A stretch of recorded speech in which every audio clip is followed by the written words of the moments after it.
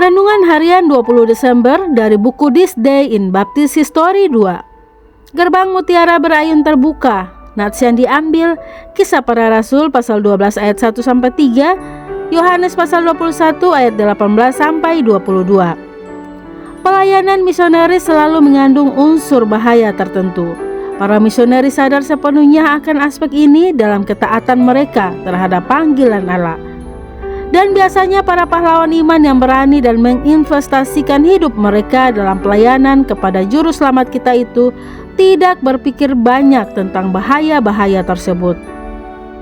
Pada renungan tanggal 20 Februari, saya menyebutkan situasi di Filipina selama Perang Dunia Kedua dan tentang pasukan Amerika yang gagah berani yang membebaskan sejumlah misionaris baptis pada bulan Februari 1945. Namun dalam laporan kita hari ini saya ingin memusatkan perhatian tentang 11 misionaris baptis yang menjadi martir di Filipina pada tanggal 20 Desember 1943. Kisah tragis tersebut telah ditulis dalam bentuk buklet dan diterbitkan pada tahun 1945 dengan judul True Shining Earth Away. Hari Pearl Harbor diserang yang jatuh pada tanggal 7 Desember 1941 mengejutkan sebagian besar orang Amerika. Namun negara tersebut segera memobilisasi untuk bertindak. Namun para misionaris di Kepulauan Filipina tidak bisa berbuat apa-apa selain terus melayani dan menunggu. Hal inilah yang mereka lakukan hingga terpaksa melarikan diri dari hadapan pasukan Jepang yang bergerak maju dengan cepat. Ketika pasukan Jepang mendekati Pulau Panay, semua bangunan dan peralatan di Capiz dihancurkan oleh personel militer Amerika sesuai kebijakan bumi hangus yang diterapkan militer. Selama periode waktu itu, seluruh orang Amerika harus mengungsi ke pegunungan. Para pengusaha Amerika, penambang, keluarga mereka, dan misionaris melarikan diri sebaik mungkin. Dr. dan Nyonya Frederick Mayer, Nona Jenny Adams, Tuan dan Nyonya James Howard Koffel, Tuan dan Nyonya Early Rounds, putra kecil mereka Earl Douglas Rounds, Tuan dan Nyonya Francis Ross, Nona Signe Erickson, dan Nona Dorothy Dowell, semuanya ada di nomor tersebut. Mereka yang namanya baru saja diumumkan adalah para pahlawan iman yang akan kita hormati hari ini. Karena ke-11 orang dewasa dan putra kecil Rounds menjadi martir di tangan Jepang pada tanggal 20 Desember 1943. Kelompok tersebut awalnya berhasil melarikan diri dan sepucuk surat dari Tuan Koffel tiba di kantor Dewan Misi pada bulan Maret 1944. Dikirimkan melalui jalur memutar. Surat itu ditulis pada tanggal 16 Mei 1943 dan dialamatkan dari Hopeville. Ini adalah nama yang diberikan para misionaris untuk fasilitas kamp persembunyian mereka. Tampaknya tujuan mereka telah dipersiapkan sebelumnya, karena sebuah organ lipat telah disimpan di sana untuk kemungkinan itu. Perkemahan kecil itu terletak di sebuah jurang yang indah, dalam dan kering dengan pohon-pohon raksasa yang tumbuh di dalamnya, dan hanya dapat dicapai melalui jalan yang terkelok-kelok dan menyesatkan. Surat Tuan Koffel sebagian berbunyi, "Kami tinggal di gubuk rumput berlantai bambu. Orang-orang di sekitar memberi kami banyak makanan, dan kami memiliki mata air yang bagus. Suatu hari orang Jepang datang sangat dekat dengan kami. Februari dan kami sudah keluar 3 kali untuk bersembunyi. Kami punya buku untuk dibaca dan dibaca ulang. Kami hidup seperti penduduk asli di sini. Kami makan nasi setiap kali makan, sayur-sayuran setiap hari, pisang, biasanya telur, dan terkadang ayam.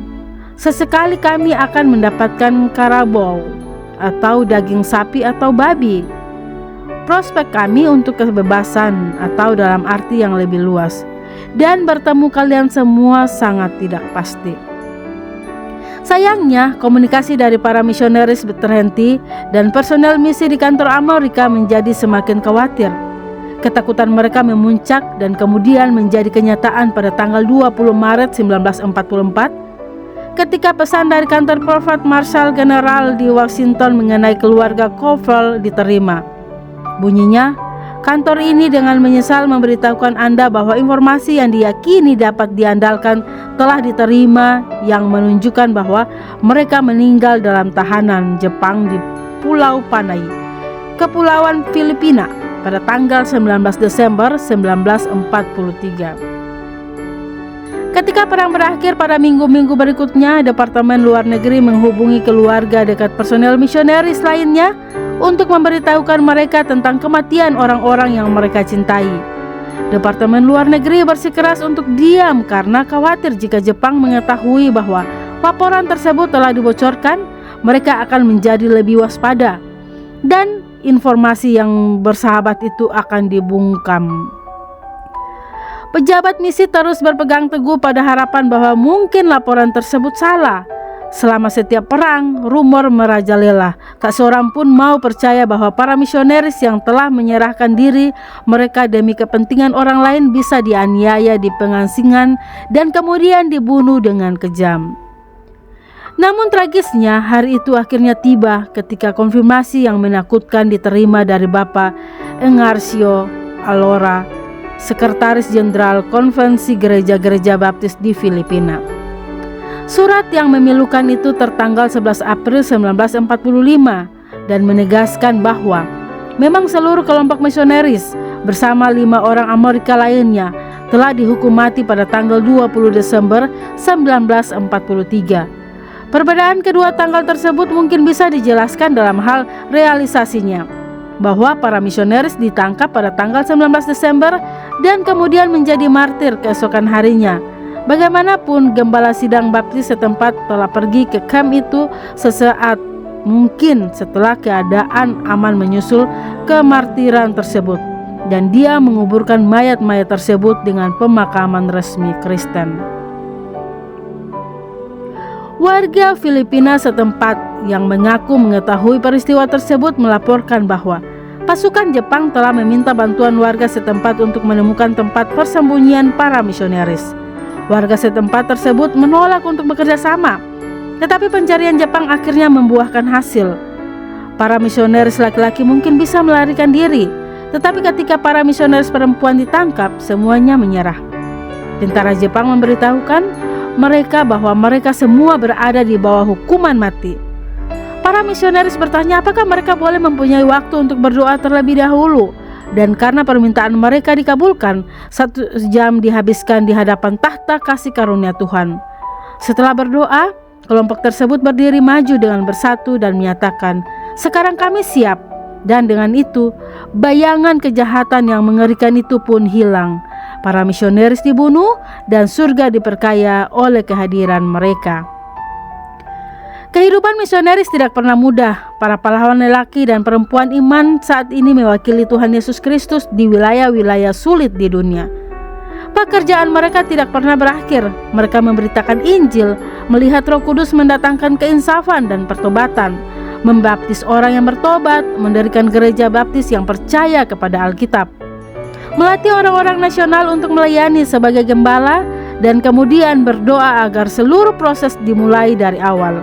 Mereka bekerja dan mendorong para gembala muda dan gereja-gereja nasional untuk mengirimkan misionaris ke negara-negara tetangga yang membutuhkan pesan anugerah penebusan Tuhan. Para utusan salib ini sering disalahpahami dan difitnah.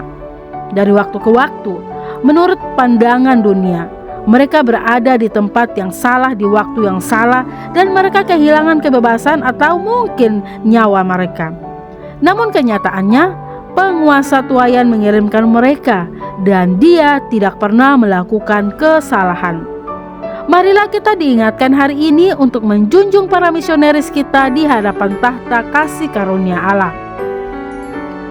Renungan tambahan Dr. Swento Liau. Poin pertama, siapapun yang memulai sebuah peperangan dan dengan alasan apapun tidak bisa dibenarkan dan tidak bisa bebas dari penghukuman. Perang Dunia Kedua telah mengorbankan sekitar 100 juta manusia Dan saya pernah membaca buku The Rape of Nanking sambil dengan air mata berlinang. Ketika renungan ini ditulis, kita tahu bahwa ada peperangan di Ukraina yang dimulai oleh Putin dan peperangan di jalur Gaza yang dimulai oleh Hamas. Sejak manusia jatuh ke dalam dosa, pembunuh pertama terjadi oleh Kain terhadap Habel karena iri hati. Selanjutnya karena iri hati, tamak wilayah, nafsu untuk menguasai orang atau bangsa lain menyebabkan pembunuhan dan peperangan. Manusia memerlukan juru selamat yang mengubah hati. Jika tidak, akan jahat dan pasti binasa. Poin kedua, misionaris zaman dulu sangat kasihan karena mereka sering berada di posisi terjepit walau mereka tidak terlibat politik. Permusuhan antara bangsa biasanya tidak membedakan antara tentara atau sipil, juga orang yang justru menyebarkan kasih. Sesudah Perang Dunia Kedua, banyak negara menutup kegiatan penginjilan dan juga muncul blok Barat dan Timur.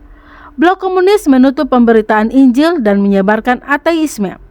Kini gereja Alkitabiah dengan Injil yang benar menghadapi tantangan yang lain, yaitu gereja yang mayoritas di sebuah daerah.